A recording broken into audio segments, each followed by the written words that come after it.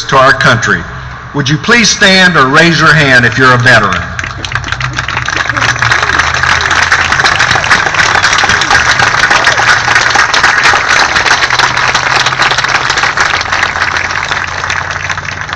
You know, it doesn't matter if you served 1 year or 30 years. Many of you made a conscious decision to volunteer your life and the lives of your family members to put on a uniform and serve in our nation's armed forces. So today, we come to honor all of our American service members, past and present, and recognize you for the service to our country. This day of celebration and reflection originated with the signing of a temporary cessation of hostilities on Monday, November the 11th, 1918 at 11 a.m. At that time, all fighting ceased between the Allied nations and Germany, which effectively ended World War I. A year later, President Woodrow Wilson proclaimed November the 11th, 1919 as the first commemoration of Armistice Day. The original concept for this celebration was for a day to be observed with parades and public meetings. The actual legal federal holiday was approved by Congress in 1938. It wasn't until 1954, following both World War II and the Korean War, that Congress replaced armistice with veterans, amending the original act to commemorate November the 11th, a day in America when veterans of all wars are honored. Now, there are two issues concerning veterans today that I would like to highlight. First, just a couple of weeks ago, the Pentagon announced that more than 50,000 Americans have been wounded in Iraq and Afghanistan since 2001. Among the wounded are some 16,000 severely injured. Now, these are casualties who would have died on a battlefield just a generation ago. But by new medical procedures, protective gear such as body armor, and faster medical evacuation by helicopters and transport aircraft, we are now saving more than 90% of all of those who are wounded in battle. Because most of the wounded are young. America looks after her veterans.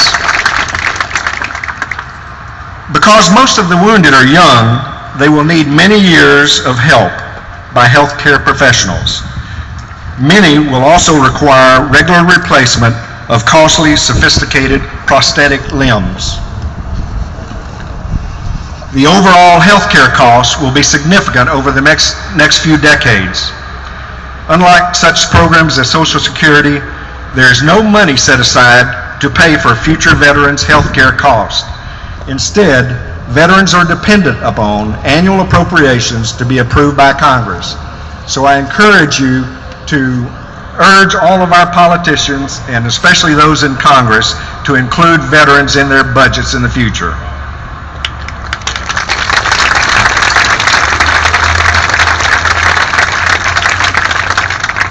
Now for the second issue. Last month, the nation's unemployment rate finally dipped below 8%. However, joblessness for post-9/11 veterans is over 10%. It's one of the most disheartening statistics in the current economic slow recovery that we're having in the job market. Now, there are a lot of companies that say they want to hire veterans because they value the qualities that former soldiers, sailors, airmen, and Marines bring to the workplace. Such values as maturity, discipline, teamwork, and leadership. Now, as the Afghanistan war is coming to an end, there are a lot of veterans who are going to be coming home and leaving the service to enter the job market. So I encourage all businessmen here today to hire veterans to show our appreciation for their dedication, courage, and sacrifice.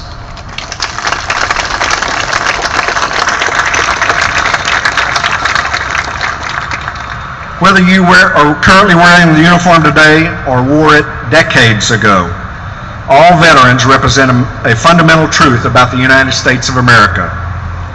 It's not the powerful weapons that we possess that make our military the greatest in the world.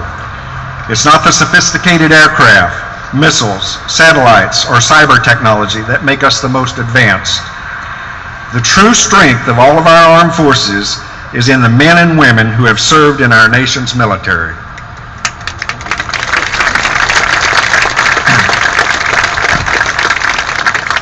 I'd like to especially recognize Vietnam veterans. You know, a lot of veterans that returned from that particular war were not treated kindly by many of our fellow citizens. That was not the case here in Vidor. One of my most vivid memories is returning from my first combat tour in Vietnam. Like so many others before and after me, I had just come home from an extreme life experience that only combat veterans know. It was comforting to be with my wife Barbara and my 6-month-old baby daughter back here in Texas in very familiar surroundings. After I arrived back home from the airplane overseas and we drove to see my parents and other relatives here in Vidor, I saw a banner hanging over the I-10 overpass on Main Street, about a half a mile from here, that stated, "Welcome home, Hale." And I knew at that time I had left Vidor to go to the war, but Vidor never left me.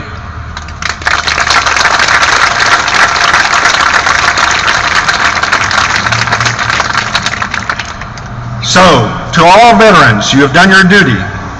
To our fallen comrades, to our families, to our communities, and to this great nation of ours. You have honorably served your nation with great distinction, and we can never say it enough for your service in both war and peace. Thank you. And today, I salute you on behalf of a grateful nation.